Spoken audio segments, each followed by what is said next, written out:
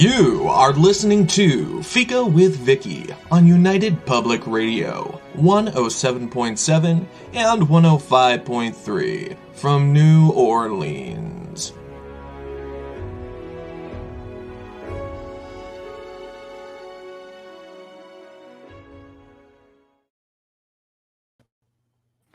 Hello, everyone, and welcome to Fika. Our guest today is author Brad Smith.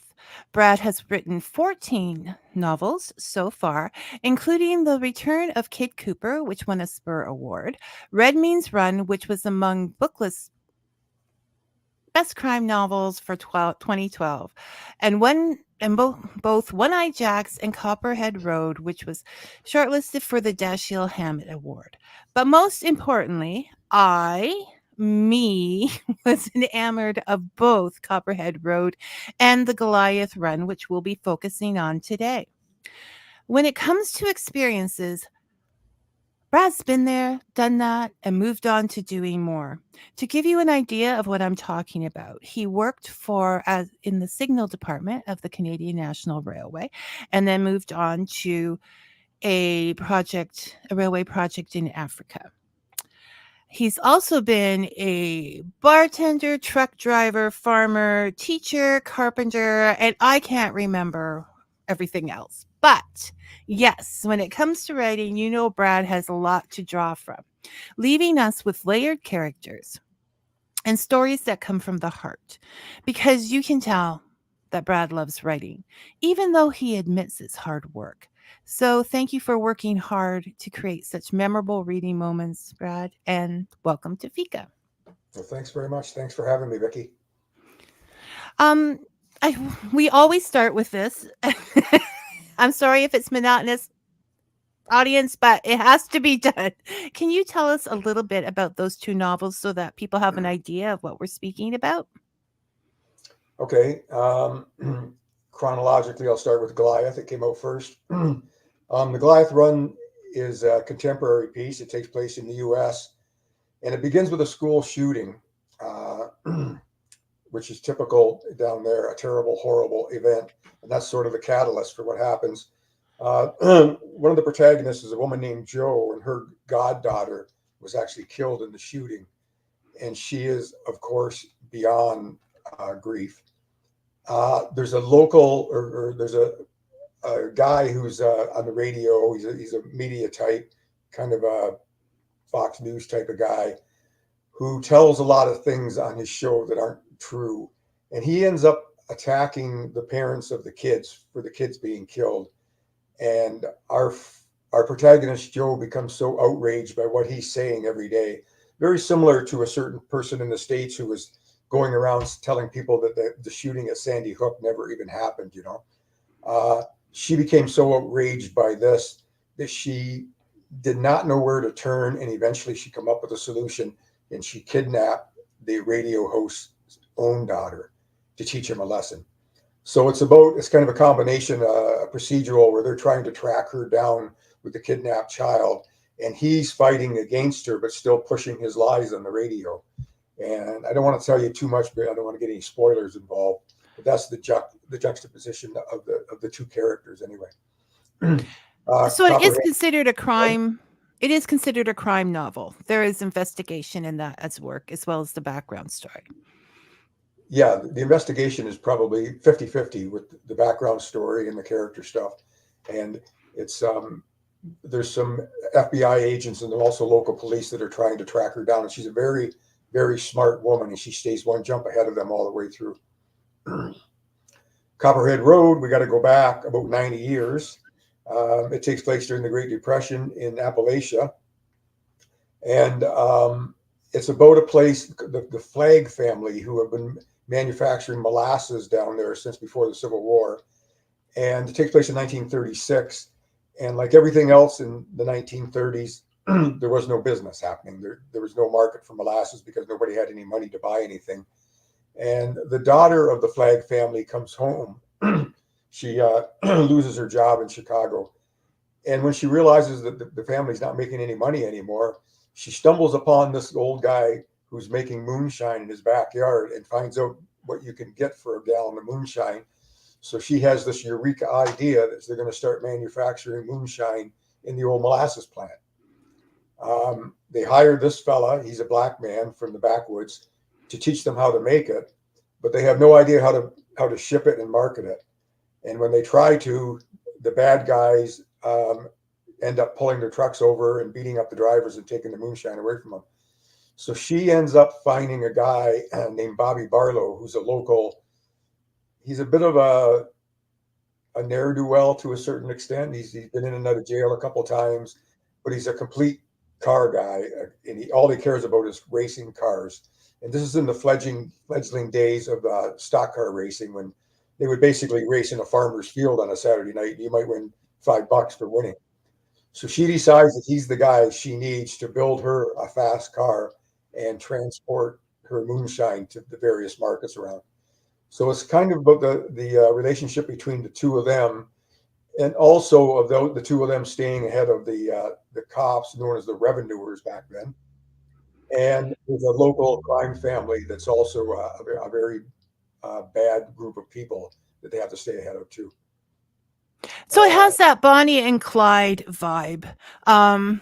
And I love it. I love reading about that era. I loved Goliath's run, but if I were to go to a bookstore and look at a book, I would just look at the cover of that book and bring it home.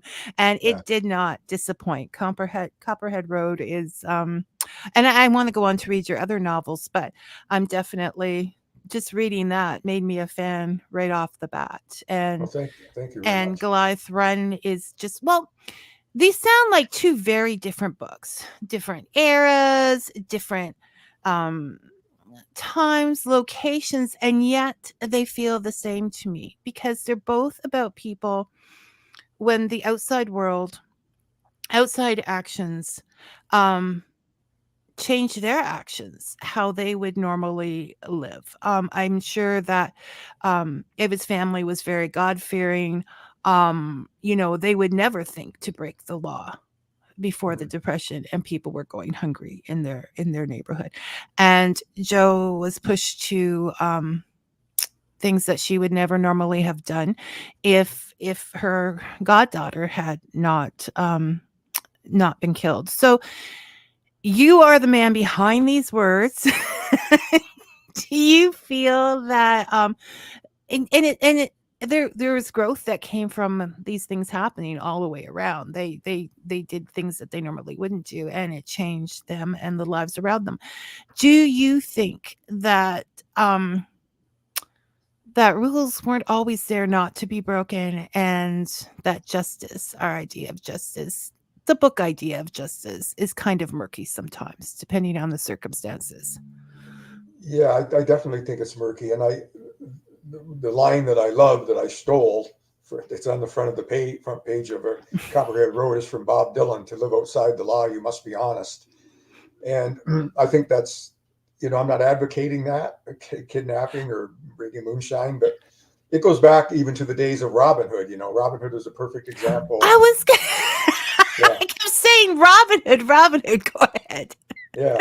So we don't know how much of the Robin Hood myth is true. Maybe he didn't steal from the rich and give to the poor. Maybe he put it in his pocket. But we love the idea of him stealing from the rich. And in that case, it wasn't just the rich. He was stealing from the evil, who were making people more downtrodden than they already were. So there's something very romantic and very satisfying about that image, about somebody giving them their comeuppance. And if they have to break the law a little bit or bend the law a little bit for the good, then I think that's okay. And it can make for a good story, It does. Now, first of all, Robin Hood did steal from the rich and give to the poor. He is a personal hero. I've done several shows where people with Robin Hood backgrounds have walked in. So, but yes, all the time I was reading, I'm like, do I dare say this is like Robin Hood? Will he get upset if I say Robin Hood? But then you said it, Brad, and it's perfect. So there are Ava, Jo. These are very strong women. Not in, sometimes you see strong women in the armor straight from a video game. And with superpowers and that's strength. But we're talking strength of conviction, strength to do what they had to do for the people around them, just intelligent, as you said. Joe, like they really think about what they're doing. Um, what are you compelled to write strong women? Like, is there a reason you chose to do that? Or are there models? Like, Um, I've always wondered. You see it a lot in film, even nowadays. Maybe a little bit less, but it seemed like so often you go to see a movie and the woman, the actress, is just a placeholder. She's a wife or a girlfriend or a mother or something like that, and she doesn't really have any job. And the guys are driving the bus, right?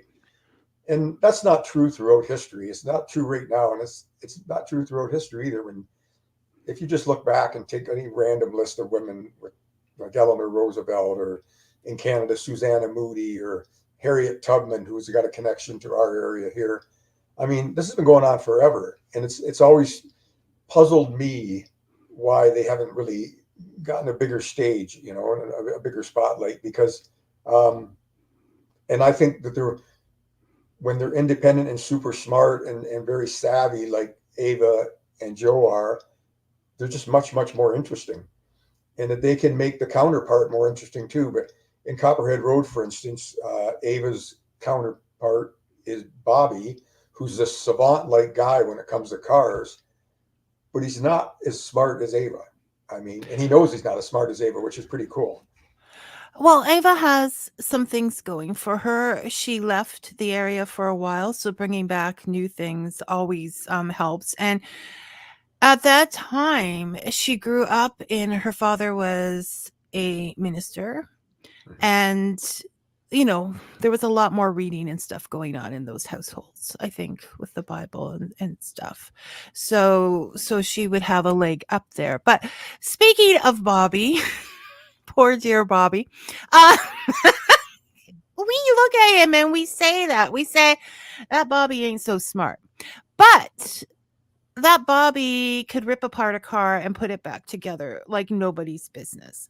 And who else knows what else he would have done if given the opportunity. So, we often as a society look at people because of their accent or their country of origin, or even the poverty, which Bobby had a lot going against him in those ways, and judge them as not being as intelligent, or Right. that class system And happens. Was this you making comment upon that? Because the same kind of thing happens in there's that same kind of idea in Goliath's run, with that class system, and we're better and whatever.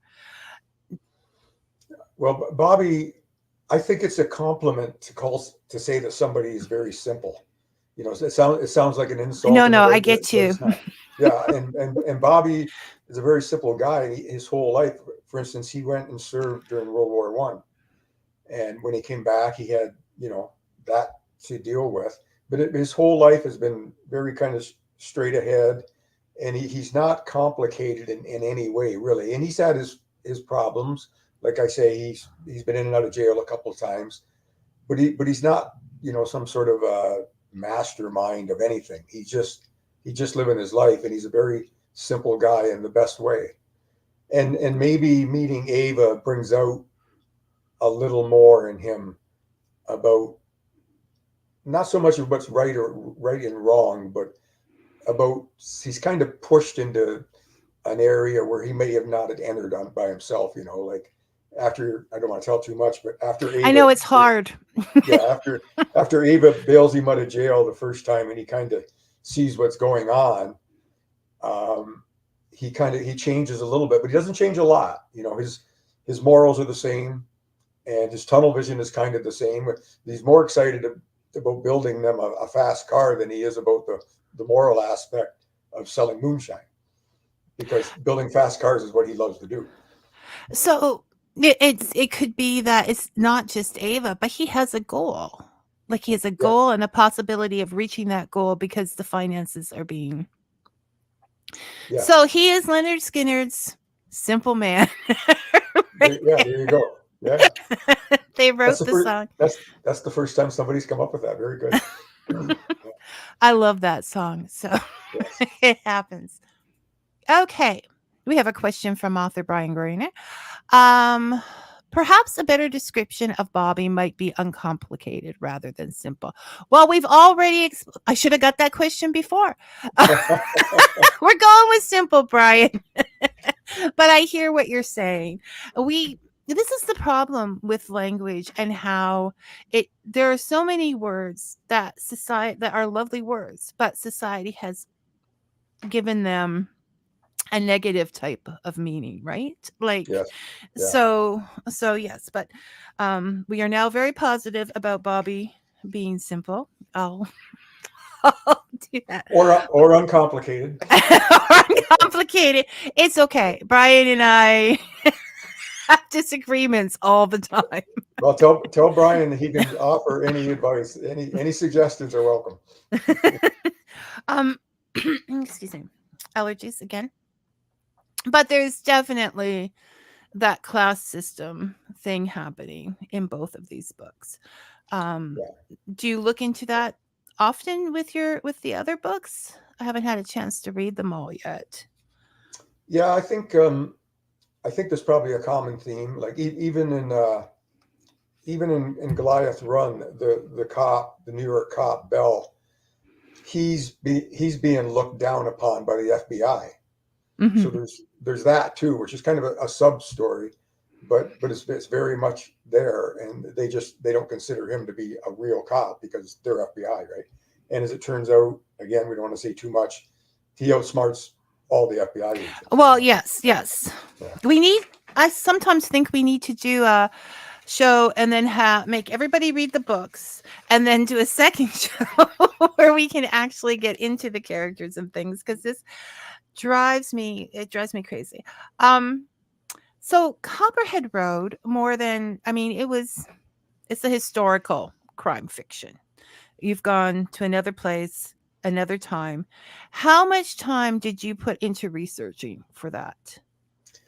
Unfortunately, usually I would jump in the car and go there. Like I wrote a book that took place in Gettysburg, and I would jump in the car and go there. It's like a 6-hour drive. This was right in the middle of COVID, so I couldn't get across the border. But the wonders of Google and all kinds of books. There's a great book. I should have it here for you right now. It's called Driving with the Devil. That really dealt in great depths about the early stock car drive races and stuff down there. And that was the other thing that really made me get into this book to begin with, is because I always knew that some of the early stock car drivers, like I said, that were driving around a farmer's field in their dad's pickup truck or whatever, they were guys who used to run moonshine who became stock car drivers. But until I started researching it, I didn't realize that worked both ways. The moonshine runners were going to the racetracks and saying, okay, that guy there, he's the best driver here. They would recruit him to come and work for them. And back then, of course, everybody was so broke. If you could make an extra $2 on a Saturday night running moonshine, or $5 or whatever, you would do it.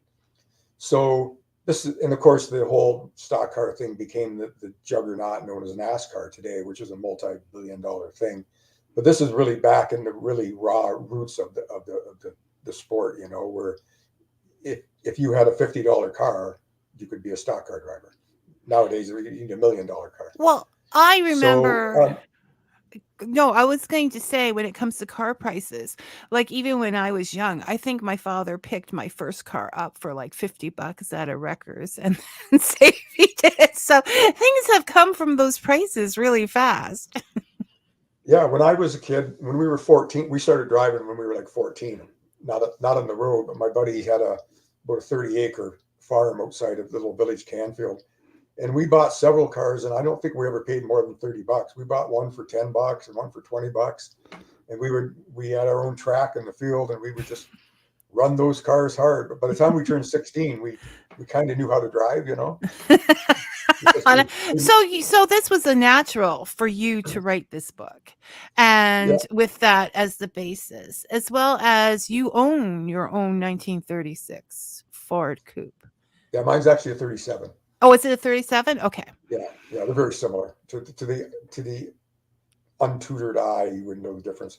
Yeah, so my car is basically very much like the car that Bobby builds in the book. Yeah, and my dad used to race cars too. He used to race at the drag strip near here. And when I was a little kid, he had a 37 Ford Coupe. Now, would you race this car, or is it too much of a baby? Like, It's not a baby, but I don't race it. No, I've got I've got a couple cars. I've got a '68 Mustang too, which is if you know the movie Bullet with Steve McQueen, the Mustang. This is one of the most famous car chases ever. I have the pretty similar car to that, except mine's not green. Uh, my coupe has got old paint on it. It was last painted 60 years ago or something. But I rebuilt a flathead engine like I used in Copperhead Road, and I spruced it up a bit. I put two carbs on it and dual exhaust and stuff like that. But it's a pleasure car for just driving around. It's not a race car.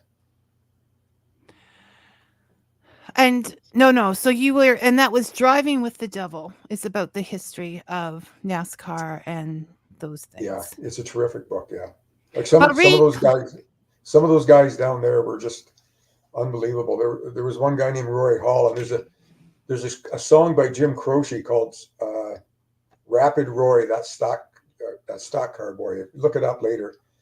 And he was wanted by the law most of his life, but he was still racing on the weekends. And a couple of times he dressed up as a woman and raced, so the cops wouldn't recognize him. so he's, Which, yeah, no, they which, would all be quite notorious in their areas of, oh yeah, yeah, it would, can you imagine if that was going on now with all the news and that, and yeah, so and so's off and people would be cheering for them or the yeah. the cops. And getting back to your earlier comment, when I stumbled across that, I thought it was really interesting that they allowed women to race back in the 30s, because I just thought that it was all men. I think that there was a big like growing up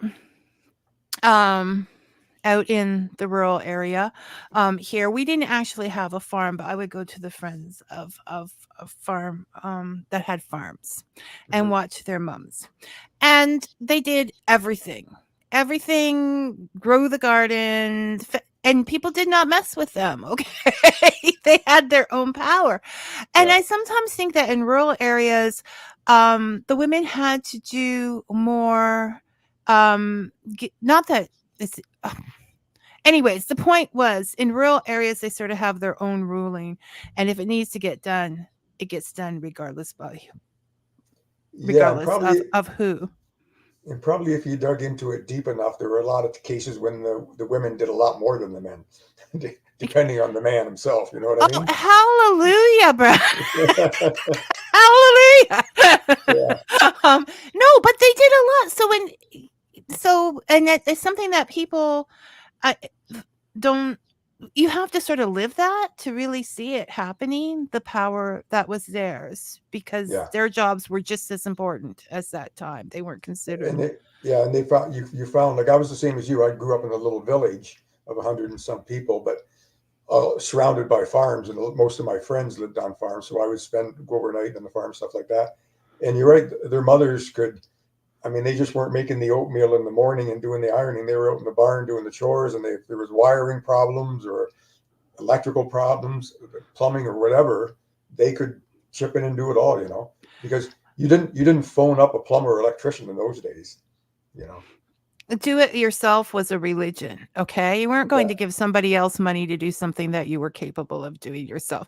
That philosophy still causes me Yeah. difficulty. Well, people ask me about what I know about cars and stuff, and like I say, I've got some more cars, and I always said when I grew up, if the starter went out of my car and I took it to the garage to have it replaced, my dad would have disowned me.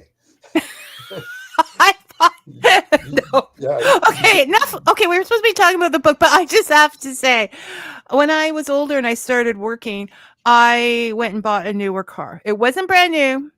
It was but it was a newer car. I spent more than anybody because I was tired of seeing my dad under the car in the cold winter. He was getting older, fixing the car, right? Like I just wanted something where they didn't say it's okay, just take it easy when I pulled it out of the driveway. Anyways.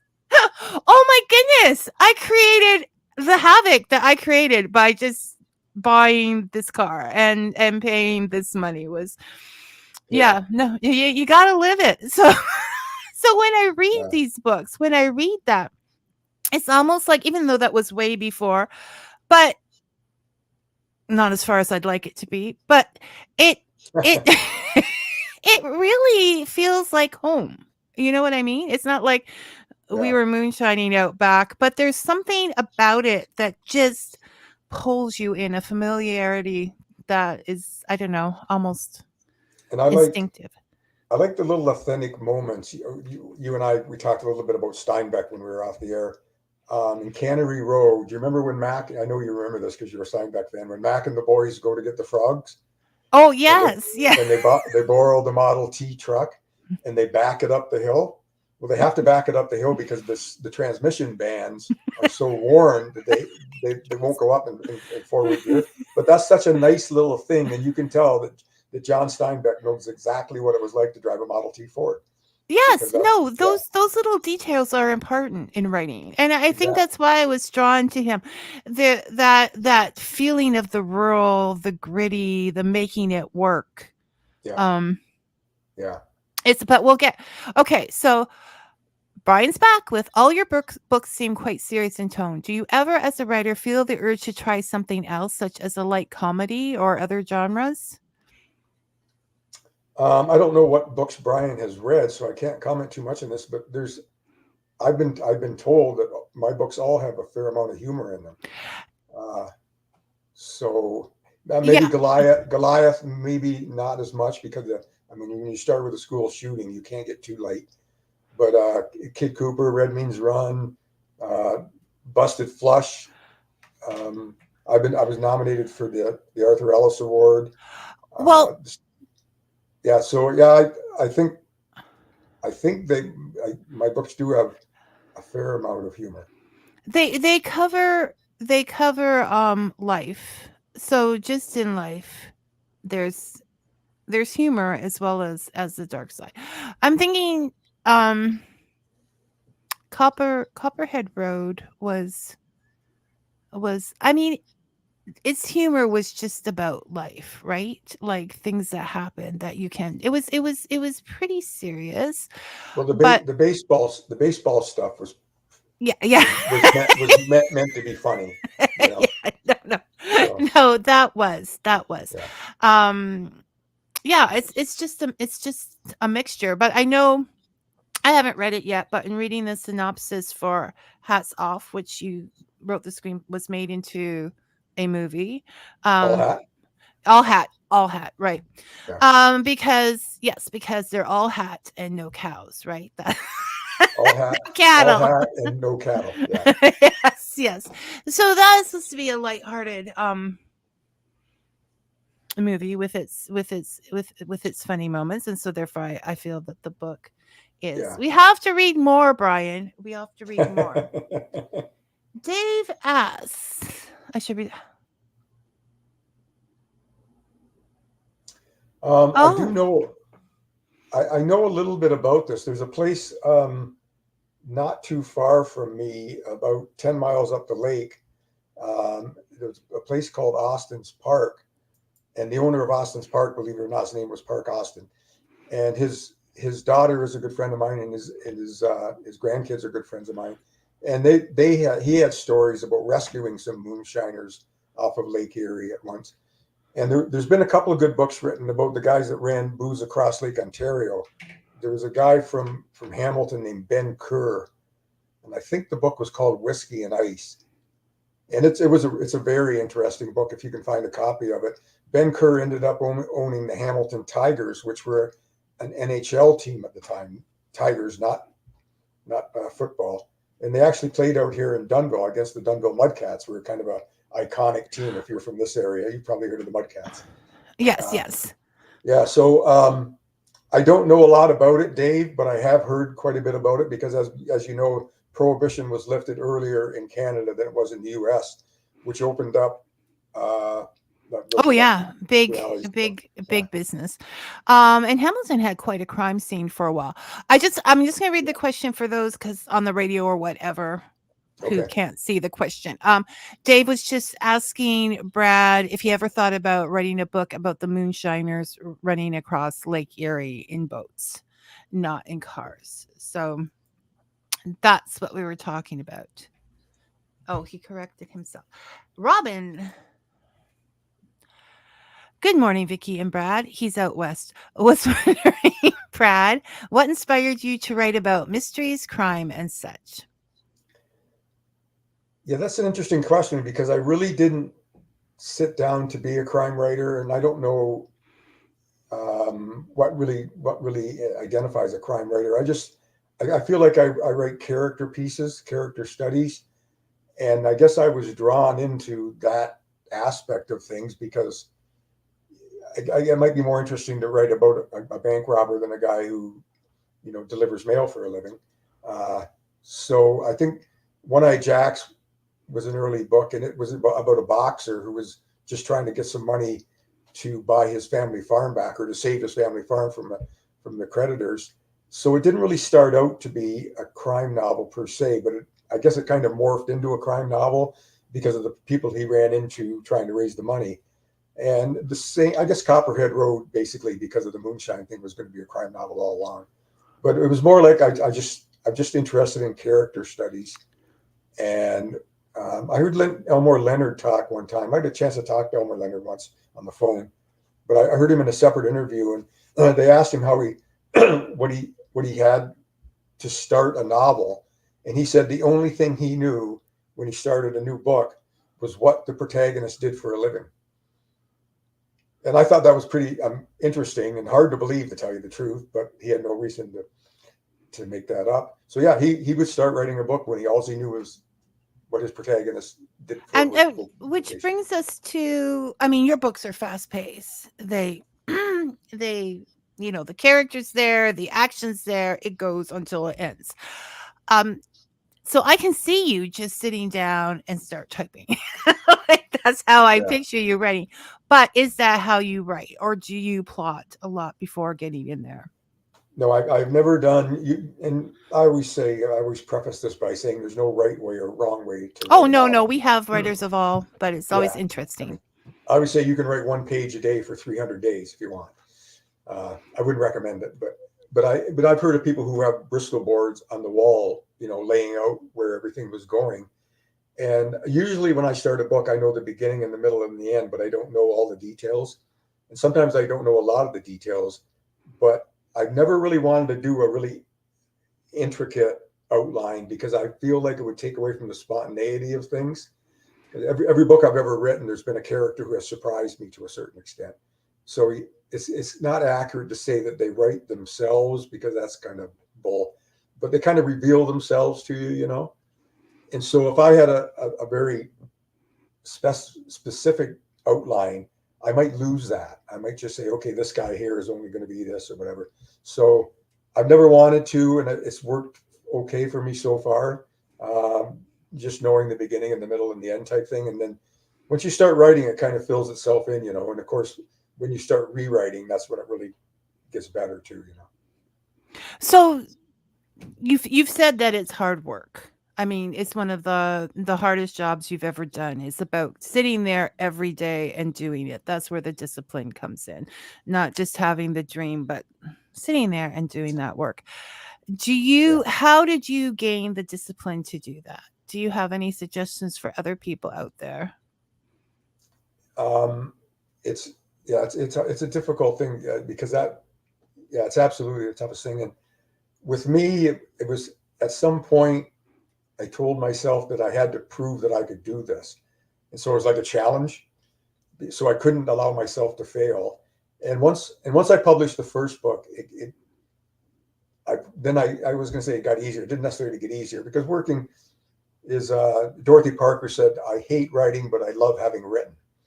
I don't feel that strongly to say I hate writing, but I know exactly what she's talking about. I love having written. So once you kind of get into the groove and tell yourself, okay, this is what I have to do. And with me, I make myself do X amount every day, because if I let it slip, then it wouldn't happen. But again, I mean, that's different for everybody, like some people start writing it if maybe they might have kids at home, they start writing at 10 or 11 at night, and I could never do that. I don't think I was right in the morning. So you find it best I was going to ask you that, but you find it best to do it always at a certain point. Like that's a part of your schedule. I'm sitting down and I'm doing this now. Yeah. And when people, sometimes they hear me say this in an interview, and they envision me writing 365 days a year. Well, that's not true. When I'm working on a first draft, I'm working usually it takes me 3 or 4 months or whatever. And then usually I set it aside and then I go back into it, or I might show it to a person or maybe a couple of people. But yeah, I'm not writing 365, and I'm not sweating over a computer every day for hours on end, Well, you just ruined that image. Sorry. Oh, I know better. No. So you write for some time, take some time off, go about your life, and then. Or I have another project on the go. I do some screenwriting and stuff, so I might move on to a different project or whatever. And so that's still ongoing. It wasn't just something that you did and you're moving on. You're still enjoying screenwriting and you're still working at it. Yeah, I recently finished a rewrite about a baseball movie, actually, and I can't say too much about it, but it's finished now and it's kind of making the rounds. So it's not one of my books. It's not an adaptation, but I've adapted a couple of my books, and a couple of them have been under option right now. Red Means Run is under option right now to a Canadian company. So yeah, I'm sort of on the periphery of screenwriting, but movies nowadays, they seem to have, to some extent, passed me by a little bit.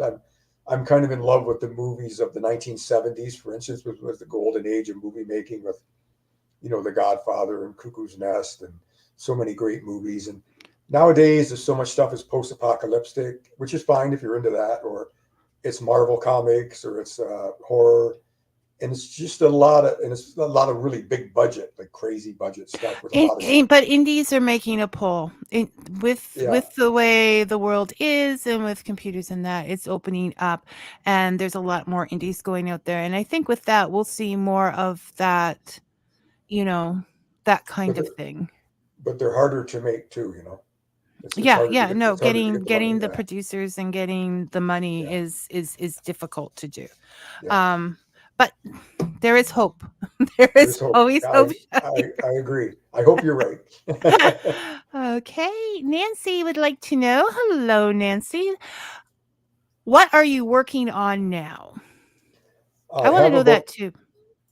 I have 2 projects right now. Well, 3 counting the movie thing, but I have a book that's done. It's not coming out until next year. And it's, for Brian, it is lighter. It's almost a political satire, and it takes place in Ontario. I haven't said a book in Ontario for a while, and it's about a small city similar to Hamilton, and it's mostly about the Greenbelt situation here, and it's very fluid because of the Greenbelt situation, which has been kind of a movable feast for the last few months, as you know.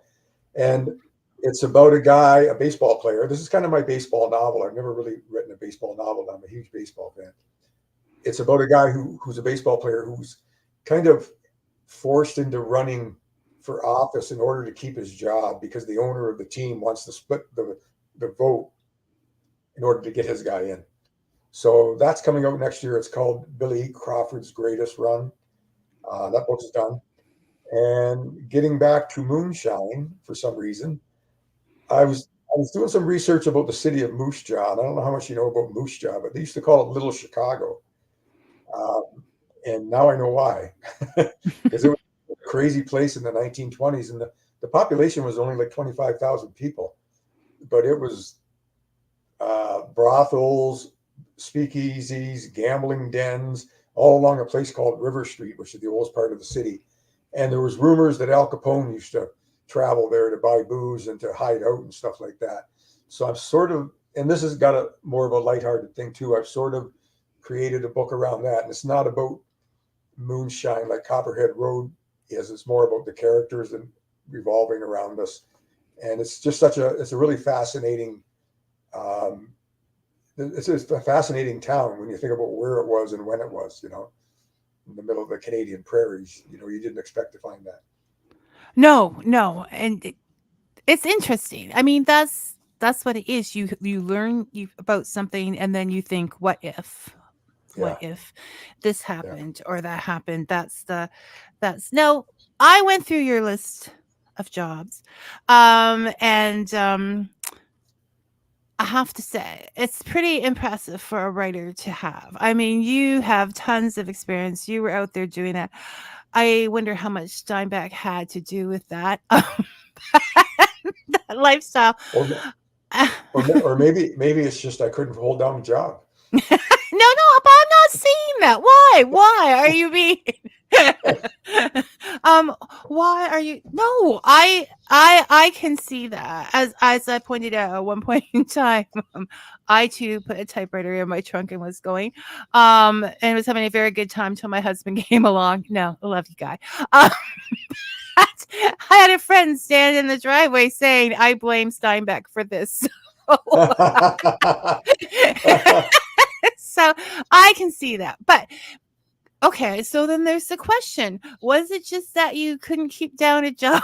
You had to keep moving on? Or did you, I mean, you wanted to write forever. So did you have that thought that this would to live an eclectic life, to get those experiences? No, I didn't. It wasn't that calculated.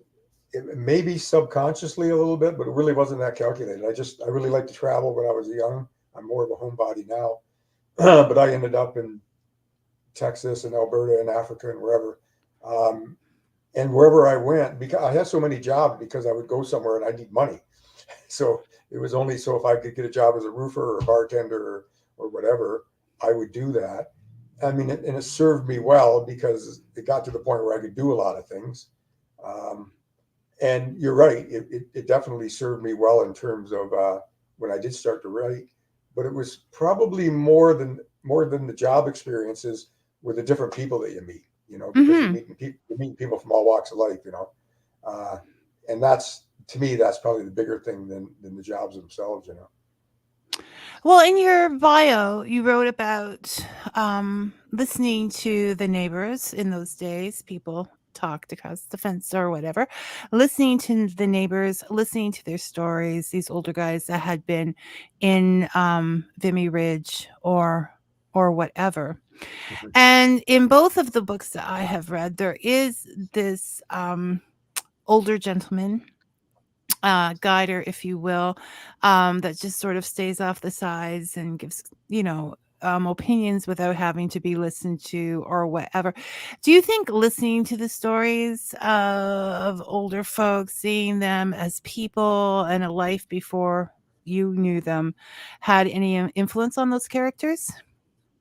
Yes. Oh, absolutely. I've always, when I worked as a carpenter, whenever we worked for somebody who was of my dad's generation, for instance, I would always quiz them, asking them, how long have you been in Canada? Where did your family come from? And, whether they came from Ireland during the potato famine or Italy, whenever. And it's always been fascinating to me, just in general, not, and the same thing. It's not calculated around thinking, I'm going to use this. No. It's book. Like listening to a radio story. Or Exactly. And I'm always interested in people's lives, where they come from, because especially nowadays when there's people talk about immigrants a lot, we're all immigrants here. And that really defines people, not always, but a lot of times it defines them. If you think about the Donnelly family, I'm sure you know about the Black Donnellys. That whole story, it's about people shooting each other because they had rival stage lines. But when you dig into that story goes back to Ireland for generations, and the Orangemen and the Blackfoot and all that. So, there's always that backstory that you need to get into to find out what's going on now, I always say you can't. One of the reasons I'm doing this show is to hear people's stories, because you can't understand a person unless you understand their stories, the stories of where they came from, the stories that were there. And this goes many, many generations. Like I Oh, still believe there's a lot of families suffering troubles from World War I, World War II. People go without a dad, whatever. It just continues down, right? yeah. Oh, for sure. Yeah. Yeah. It's like, walk a mile. What's the name of the song? Walk a mile in his shoes. Yeah. That's very much what you're talking about. And yeah. You can't figure out the present unless you know about the past. And it's not for blaming. It's for cause and effect. This Yeah. happened and that hurt. I mean, sometimes I think we look back for different reasons. But if you looked back and thought, "Oh, those guys were crazy driving around those mountains," like you don't get it because you weren't there. Yeah. I want to clarify, they were crazy driving around those mountains like that, but they had reason. Yeah.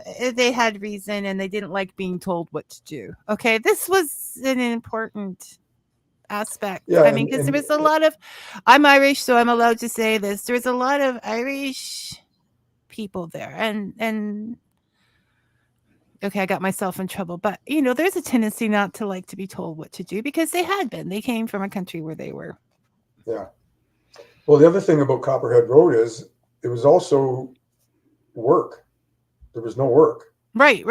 So if someone Excellent. offered you a job hauling moonshine to the next hauler, that was a job.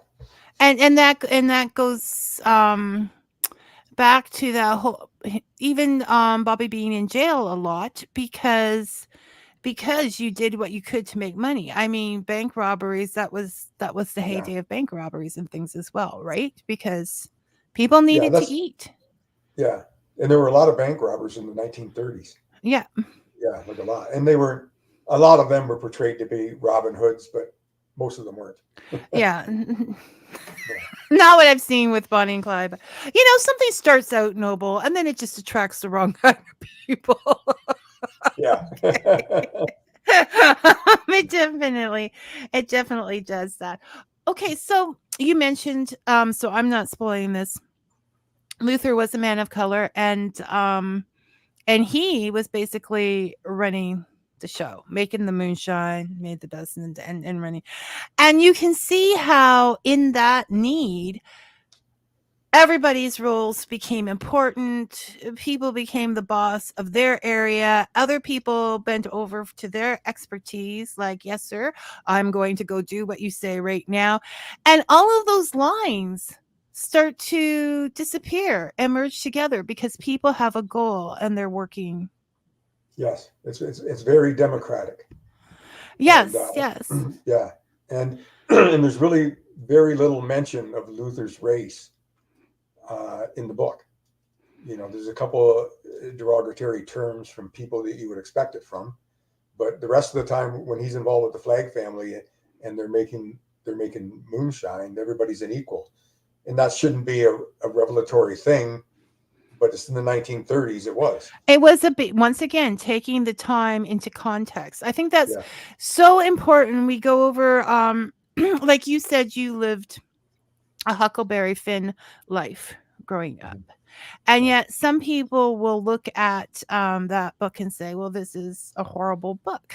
And yet, no, Mark Twain was speaking against that, the things that were happening. He was just in a time where he had to do it in a satirical manner. He was far above his time.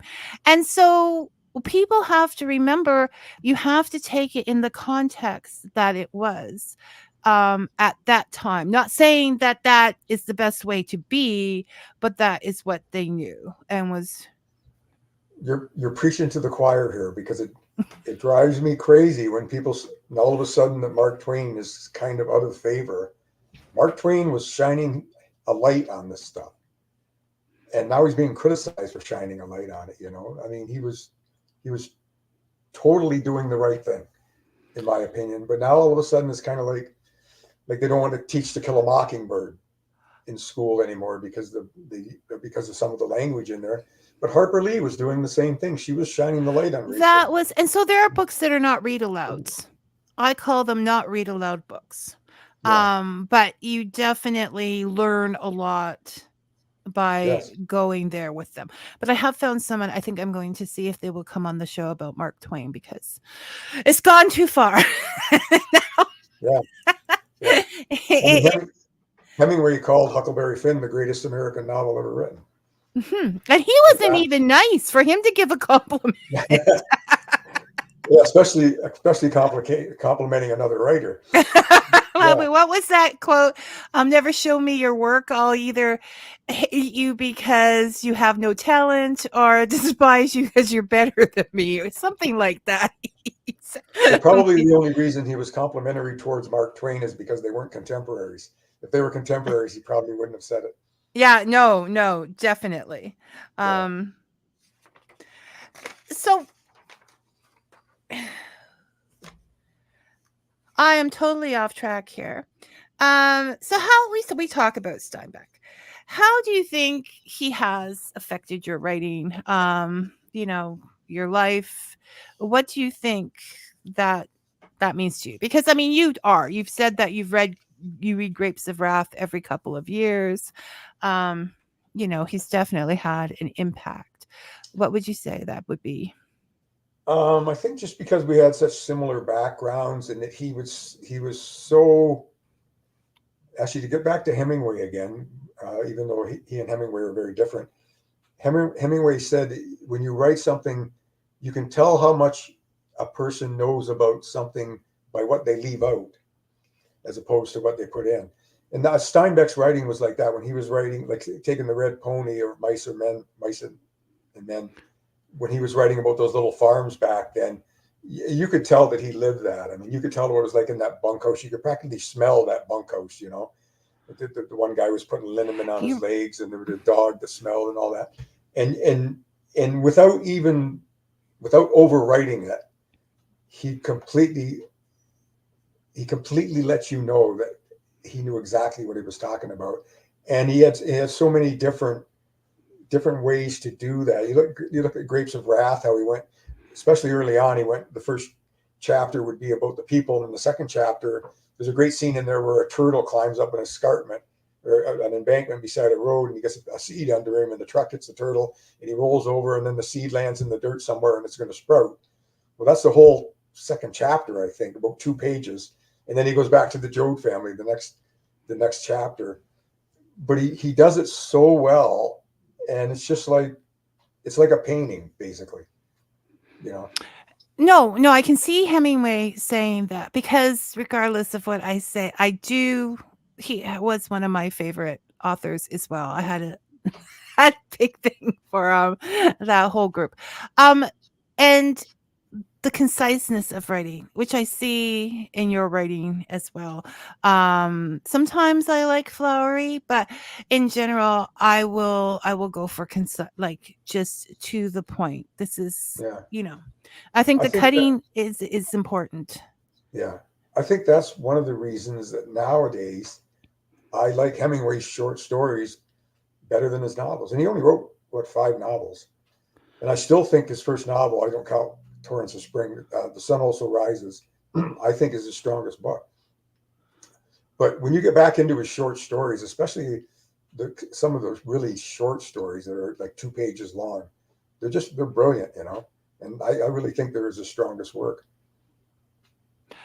Yeah, no, I can see where you're coming from. Where Steinbeck, I mean, The Red Pony and A Mice and Men and Cannery Row are very tortilla flat, or very short books. But his masterpiece, The Grapes of Wrath, is a very long book, but he did both equally as well, Well, we don't give short stories enough credit. I'm really getting into them more so now. We just think short stories, but as I've learned from talking to different authors, and that they can be more complicated because you have to do it all in such a few words. Yeah. Becomes the. And keep in mind that one of the best short story writers in the world is a Canadian. Okay, Munro. I'm going to take a chance. Alice Munro, yeah. Yeah. You can see her. I did a show with a friend on Alice Munro and once again, it takes me back to that rural, dirt roads kind Yes. of life that I can just read her books and live them. I can see it all. I can find them. And she's Um, she's very sneaky, because you'll start out reading something and you go, well, this is very mundane and there's not much going on here. And by the end of that story, you say to yourself, I know people exactly like that. Like exactly like that, And that happens to me so much when I'm reading her stuff. yes, no. And so yeah, I try to read a short story each my reading pile, but I try to for myself read that short story every day as Bradbury suggested, because you get the whole story there. You're not it just stays with you all day, and Mhm. it sort of centers your mind and balances it to other worlds than Yeah. Yeah. yelling and carrying on as people like to do. Mhm. I could just this is the point. What do you said that you're okay. No, I know what we need to do. We need to find out where we can get your books, where we can I have your website running across the bottom here, but for people who can't see, basically search Brad Smith's books on any engine and his website will come out up where at all of the Yeah, I think the typical, I always say, support the indies as much as you can. There seems to be fewer and fewer indies. But if you have a good independent bookstore near you, if they don't have my books, they can definitely get them. And that's true about Indigos and Chapters and every place. And in the U.S., the same. I can't name any independent bookstores in the U.S. because I'm living in Canada. But Barnes and Noble and whomever, where you're going to find them. Yeah. have you been in any of the local libraries? Yeah. I've done a few events actually over the years. I did a one book called event in Dunville last fall. But I haven't done one recently. Well, because of COVID, basically, I guess Everything got down. slowed down, and it's Yeah. starting and then we got old and just wanted to stay home, but it just happened during COVID. It's amazing. That's what happened. but people can also suggest to their libraries to get books in. Yeah. And Yeah. I think you should be suggested. I'm gonna go check it out. I didn't check out our local one, but yes, you can get him pretty much anywhere you can get books. Yeah, pretty much. And I mean, when your book comes out, it's gonna be more prominently displayed. But after a year or two, it gets shuttled. Because there's so many books out there nowadays. There's more books being written than ever. Because of independent publishing and stuff like that. So you might have to look a bit after a year or two to find them. But yeah, most of them are available. My 3 Virgil Caine books are available. So. and yeah, so you may have to go against Brad's sensitivities and order them. That's fine. Yeah. I don't think he'll mind if it's his books you're ordering. Yeah. I'm not going to complain. And so when I know there's no exact date and it has to go through lots of different things and stuff, but any idea when you'll be done? Well, both books, but the Moose Jaw book, that one's going to be finished first, isn't it? No. No? The political book is finished and it's coming out next fall. It's with Woolsack and Wynn out of Hamilton. Yeah. Okay. Which is a great press. This will be my first book I've done with them. Woolsack and Wynn. Yeah. And the Moose Jaw book I hope to finish sometime this year. I'm just working on the first draft now. I'm just kind of getting into it. I'm close to halfway through a first draft. So, okay. Well, I am looking forward to those. And this is the point. The interviewer is not supposed to talk very much, but I want to talk to Brad a lot. And the other place about getting the books is the two that we talked about today, Copperhead Road and Goliath Run, are available from At Bay Press, which is in Winnipeg, and you can Google them. But they have them open bookstores anyway. But it's at Bay Press. And they look like they have a lot of good lineup of books. There's a few in them. Yeah. They're an ambitious young publishing house. Yeah. So okay, so this is our time up, Brad. I would love to read some more books and have you back to talk about them if you enjoyed your time. Yes, and absolutely. You have a great reading taste. So thank you. What if I made that up and I really didn't like Steinbeck at all? I just made that up. No, because you said it first. See, I read the book and I thought, oh, this guy, because there's a feel, right? Like there's a feel in a Steinbeck book, and Alice Munro or whatever. But I thought Robin Hood and I thought Steinbeck. But I don't bring it up because I think I'm crazy most of the time. And then I look at your press stuff and it's like, you know, he says he'll always be a Steinbeck fan. And I'm like, okay, so there we go. And it's not, you know, people have to understand that's not a copying thing. That's not it's a way of writing, a method of writing that pulls in certain types of readers, right? Yeah. To be able to have, I always say, people ask, how do I sell in different countries? How do I sell? And I always say, it does not matter. What matters is the experience. Because that rural dirt road experience always pulls me in, because that's the first thing I remember in life, right? Yeah. Yeah. And you do it well. Okay. Thank you very much. So you take care, and we'll talk again. And thank you so much for joining us today. So thank you, Vicky. It's been a pleasure. Okay, take care. Bye-bye. Take care. Bye-bye. And for the rest of you, I will see you all next week. Until then, may your coffee be hot and your stories sweet. Thank you for listening, everyone.